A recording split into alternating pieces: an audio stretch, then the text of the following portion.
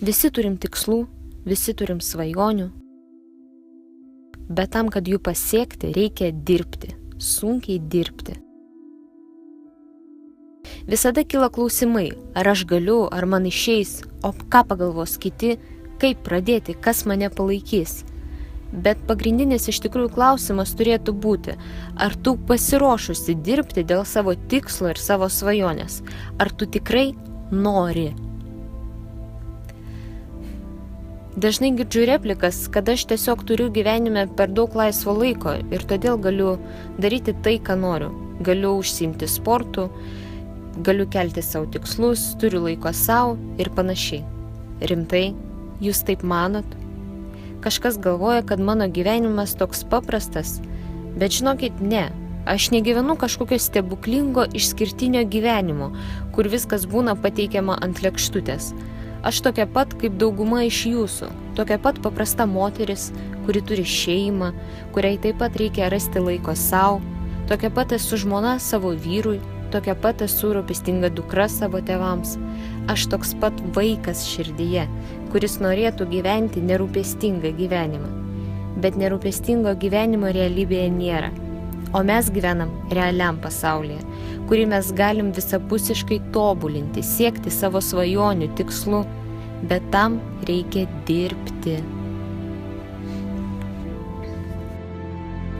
Dažnai girdžiu nusiskundimus, kad negalite to arba ano, kad nesugebate sveikai maitintis ir sportuoti, kad visai pamiršote apie savo pomėgius, kad neišeina vystyti save taip, kaip kažkada norėjote, nes trukdo darbas, arba vaikai, arba dar kažkas, kad nieko nespėjate, bet to pačiu girdžiu, kad pažiūrėjote kažkokį naują filmą ar serialą, girdžiu, kaip visą dieną ieškojo tinkamos suknelės vakarėliui, girdžiu, kaip praleidot puikų vakarą klube arba dar kur nors, o po to girdžiu nusiskundimus, kaip jums nesiseka, kaip nieko nespėjat ir kaip jums gaila savęs ir kaip jūs norėtumėt kitokio gyvenimo. Tik negalvokit, kad aš turiu kažką prieš poilsį. Ne, aš esu už poilsį, už sveiką poilsį. Esu už balansą tarp darbų ir poilsio. Tiesiog gyvenime reikia nustatyti prioritetus. Mano prioritetai – tikslai ir svajonės. Galvojate, aš nenoriu lakuoti nagučius, valgyti ledus ir visą tai daryti gulint vonioje pilnoje putų? Noriu ir dar kaip noriu. Aš nepamenu, kada paskutinį kartą galėjau sau leisti visą dieną tiesiog nieko neveikti.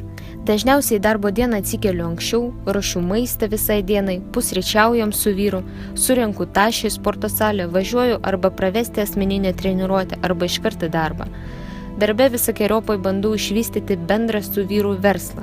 Po 10 valandų parduotuvėje važiuojam į sporto salę, o būna ir tokių atvejų, kada iš pradžių pravedu treniruotę kažkam kitam ir tik tada spėju pati pasportuoti, nes savęs tikrai nenoriu apleisti. Grįžtam namo vėlai vakare, kai jau dažniausiai žmonės eina miegoti. O dar reikia pagaminti valgyti, reikia išplauti indus, reikia pamaitinti šunį, reikia ir pačiai gerai atrodyti, reikia suplanuoti rytoj, reikia visada atrašyti klientams ir nesvarbu, kiek valandų. Ir štai vidurnaktį aš jau guliu lovai, o rytoj nauja tokia pati diena. Kodėl aš taip darau? Nes aš renkuosi tikslus ir svajonės. Ir žinot, gyvenant būtent tokį gyvenimą, aš esu laiminga. Laiminga tokia, kokia nebuvau niekada. Man patinka šitas ritmas, aš jaučiu, kad gyvenu, o neegzistuoju. O dar ir matau rezultatus sunkaus darbo visur. Ir tik nepradėkit man pasakoti, jog visą tai spėju vien dėl to, kad neturiu vaikų. Taip, turint vaikų yra sunku ir netgi labai sunku. Bet aš pažįstu daug jaunų mamyčių ir viską jos spėja, nes nori. Žinot, kai mes su vyru turėsim vaikų, mano darbotvarkė bus dar labiau pakvaišusi. Aš dar dažniau norėsiu pasiduoti, bet ar aš nuleisiu rankas? Ne. Palūžęs nenorėčiau, kad jūs mane kada nors pamatytumėt ir aš manau, kad nepamatysit tikrai. Neslėpsiu, retkarčiais net laikau tokio krūvio. Taip būna sunku, norisi verkti, norisi viską mesti, nuleisti rankas ir pasiųsti visą pasaulį velniop. Bet ar tada bus lengviau? Ne velnio. Bus dar sunkiau. Tada žinosiu, kad pasidaviau, kad gyvenimas man davė galimybės, o aš jomis tiesiog nepasinaudojau, kad nuvyliau save, nuvyliau artimuosius, vyrą, nuvyliau visus. Po tokių minčių aš tiesiog pakeliu aukščiau galvą ir tyliai darau tai, ką reikia. Jeigu aš noriu būti pavyzdžiu merginoms, moterims, mergaitėms, aš turiu būti stipri.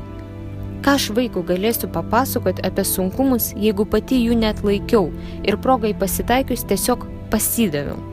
Kaip man reikės jį auklėti disciplinos, jeigu pati jos neturiu?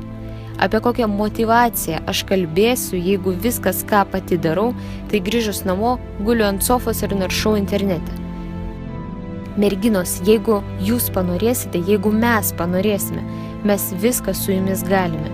Mes galime ir atsikelti anksčiau, galime valgyti, spėti pagaminti, save prižiūrėti, vyrai darbą suruošti, rūbus nepamiršti išskalbti, pasportuoti, hobio nepamiršti, savęs nepamiršti, vaikus išauklėti, tėvams nepamiršti paskambinti, tvarką namie palaikyti, begalę kitų kasdieninių darbų padaryti. Merginos, aš niekada nesustosiu kartuoti. Mes viską galime. Svarbiausia nepasiduoti. Mes stiprios. Mes buvom sutvertos sunkumams. Turim išnešioti, pagimdyti, o po to užauginti vaiką. Mes stipresnės nei jūs galvojate.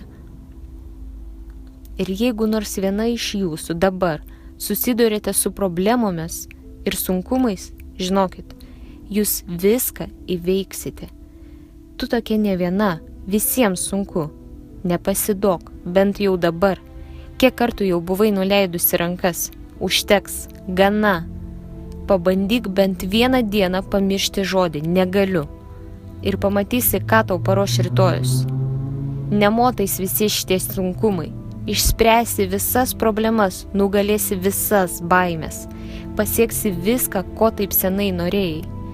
Bus sveikata, bus įgyvendintos svajonės, bus dvasinė ramybė, dvasinis vystymasis, būsi laiminga, bus vyras laimingas, vaikai.